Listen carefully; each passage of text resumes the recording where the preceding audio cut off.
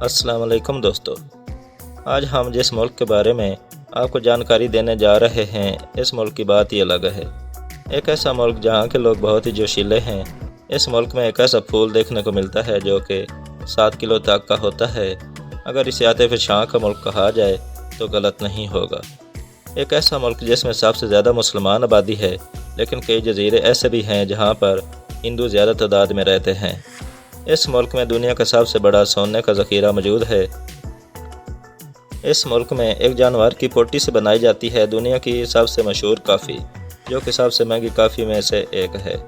اس ملک کا کھانا اتنا مزیدار ہوتا ہے کہ آپ انگلیاں چاٹتے رہ جائیں گے۔ دوستو، ہم آج بات کر رہے ہیں خوبصورت ملک انڈونیشیا کی۔ ویڈیو میں آگے جاننے سے پہلے تمام نئے ناظرین سے گزارش ہے کہ چینل کو سبسکرائب کر دیں اور ویڈیو کو لائک کر دیں۔ انڈونیشیا، جسے اپنے سرسبز و شاداب مناظر کی وجہ سے اکثر ایمرالڈ ایسل کہا جاتا ہے، جنوب مشرقی ایشیا میں واقع ایک ثقافتی لحاظ سے امیر جزیرہ نما ہے۔ یہ دنیا کا سب سے بڑا جزیرہ نما ملک ہے جو 17,000 جزائر پر مشتمل ہے، جس کا کل رقبہ تقریباً 1.9 ملین مربع کلومیٹر ہے۔ انڈونیشیا خط استوا کے پار پھیلا ہوا ہے اور مغرب میں سماٹرا سے مشرق میں پاپوا تک پھیلا ہوا ایک وسیع جزیرہ نما پر مشتمل ہے۔ کچھ بڑے جزیروں میں جاوا، بالی، بورنیو، سولاویسی اور سماٹرا شامل ہیں۔ انڈونیشیا دنیا کی چوتھی سب سے زیادہ آبادی والا ملک اور تیسری سب سے بڑی جمہوریت ہے، جو سب سے بڑے جزیرہ نما پر مشتمل ہے اور بحر ہند اور بحیرہ چین کے درمیان ایک وسیع قوس میں واقع ہے، جو جنوب مشرق ایشیا میں سمندری راستوں پر چڑھتا ہے۔ 245 ملین سے زیادہ باشندوں کے ساتھ اور 17,000 سے زیادہ جزائر پر مشتمل یہ وسیع جزیرہ نما قدرتی وسائل سے مالا مال ہے اور بحر الکاہل اور بحر ہند کے درمیان سمندری مواصلات کی اہم خطوط کے ساتھ اسٹریٹجک طور پر واقع ہے۔ انڈونیشیا جنوبی مشرقی ایشیا میں علاقائی استحکام اور ترقی کے لیے اہم ہے۔ آمرانہ سے جمہوری طرز حکمرانی کی طرف اس کی کامیاب منتقلی، جو 1998 میں شروع ہوئی تھی، کو آزادانہ اور منصفانہ انتخابات سے تقویت ملی ہے۔ 2001 کے بعد سے حکومت کے نتیجے میں علاقائی مراکز کے نئے بڑھتے ہوئے اثر و رسوخ اور ملک کی تاریخ میں اقتدار کی پہلی پرامن منتقلی 2004 میں صدر سوسیلو بابانگ کا براہ راست انتخاب۔ انڈونیشیا میں دنیا کی سب سے بڑی مسلم آبادی ہے، جو تمام مشرق وسطیٰ کی عرب ریاستوں سے زیادہ ہے۔ پھر بھی یہ ان چند مسلم اکثریتی ممالک میں سے ایک ہے جہاں اسلام ریاستی مذہب نہیں ہے۔ انڈونیشیا یہ ثابت کر رہا ہے کہ جمہوریت اور اسلام ہم آہنگ ہیں اور اسلامی کمیونٹی میں اعتدال کی آواز ہے۔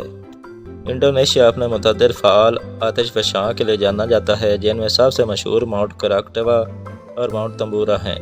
ملک میں کئی پہاڑی سلسلے بھی ہیں، جن میں پاپوا کے ہمالیہ سے متاثر پہاڑ بھی شامل ہیں۔ انڈونیشیا میں ٹراپیکل بارش کے جنگلات اور مرجان کی چٹانیں موجود ہیں۔ یہ جنگلی حیات کی ایک بھرپور قسم کا حامل ہے، جس میں اورنگوٹان، ٹائیگرز اور سمندری پرجاتیوں کی ایک وسیع صف شامل ہے۔ انڈونیشیا دنیا کی سب سے زیادہ آبادی والی مسلم اکثریتی قوم ہے، لیکن اس میں ہندوؤں، عیسائیوں، بدھ متوں اور مقامی عقائد کے ماننے والوں کی بھی خاصی آبادی ہے۔ بھاشا انڈونیشیا کی ایک سرکاری زبان ہے جو ملک بھر میں زبان کے طور پر کام کرتی ہے۔ تاہم انڈونیشیا ناقابل یقین حد تک لسانی اعتبار سے متنوع ہے، جہاں سینکڑوں مختلف زبانیں اور بولیاں بولی جاتی ہیں۔ انڈونیشیا کی ثقافت اپنی روایتی موسیقی، رقص اور کٹھ پتلیوں کے لیے مشہور ہے۔ گیملان آرکسٹرا، ویانگ کولت اور روایتی رقص جیسے جاوانی کیک ڈائس مشہور ثقافتی روایات ہیں۔ انڈونیشیا صدیوں تک ایک ڈچ کالونی تھا۔ 17ویں صدی میں ڈچ ایسٹ انڈیا کمپنی نے تجارتی پوسٹیں قائم کی۔ اس ملک کو دوسری جنگ عظیم کے بعد 1945 میں آزادی ملی۔ انڈونیشیا کے بانی سوکارنو نے 17 اگست 1945 کو ملک کی آزادی کا اعلان کیا۔ ڈچ نو آبادیاتی قوتوں کے خلاف جدوجہد کے ایک عرصے کے بعد انڈونیشیا باضابطہ طور پر 1949 میں آزاد ہوا۔ انڈونیشیا ایک مضبوط زرعی شعبے، بھرپور قدرتی وسائل بشمول تیل، قدرتی گیس، کوئلہ اور معدنیات مینوفیکچرنگ کا حامل ملک ہے۔ اسے ابھرتی ہوئی مارکیٹ اور G20 کے رکن بنایا گیا ہے۔ اپنی اقتصادی ترقی کے باوجود انڈونیشیا کو آمدنی میں عدم مساوات، بدعنوانی اور ماحولیاتی وسائل بشمول جنگلات کی کٹائی اور آلودگی جیسے چیلنجوں کا سامنا ہے۔ انڈونیشیا میں حیرت انگیز قدرتی مناظر کی وسیع رینج موجود ہے، جس میں بالی کے ساحل، کوموڈو جزیرے کا ڈریگن اور ٹوبا کالڈیرا سالانہ لاکھوں سیاحوں کو اپنی طرف متوجہ کرتے ہیں۔ سیاح انڈونیشیا کے ثقافتی ورثے کی طرف بھی راغب ہوئے ہیں، جس میں بوروبودور اور پرمبانان جیسے قدیم مندروں کے ساتھ ساتھ اس کے متحرک فنون لطیفہ شامل ہیں۔ انڈونیشیا کو ماحولیاتی چیلنجوں کا سامنا ہے، جس میں جنگلات کی کٹائی، غیر قانونی لاگنگ اور جنگل کی آگ جو عالمی موسمیاتی تبدیلی میں معاون ہیں اور حیاتیاتی تنوع کو خطرہ ہیں۔ سیاسی اور اقتصادی استحکام، ملک بدعنوانی اور عدم مساوات سمیت سیاسی اور اقتصادی استحکام کے مسائل سے دوچار ہے۔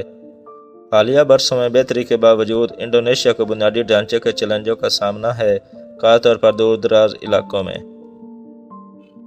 انڈونیشیا دنیا کی تیسری سب سے بڑی پھلتی پھولتی جمہوریت ہے، ایک متحرک معیشت جس میں گزشتہ 4 سالوں میں اوسطاً 5% سے زیادہ ترقی ہوگی اور اس کے بتدریج بڑھنے اور 5.5% تک پہنچنے کا امکان ہے۔